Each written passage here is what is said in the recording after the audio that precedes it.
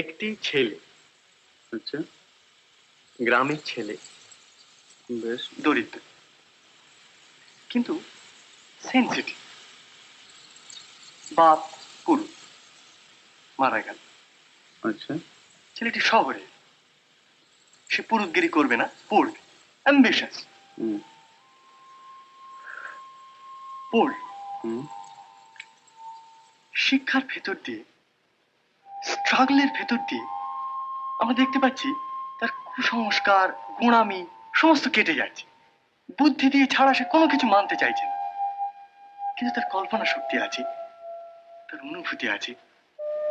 ছোটখাটো জিনিস তাকে মুভ করছে, তাকে আনন্দ দিচ্ছে।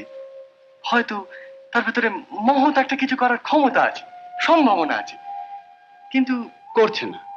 করছে না। কিন্তু সেটি শেষ কথা নয়, সেটি ট্র্যাজেডিও নয়।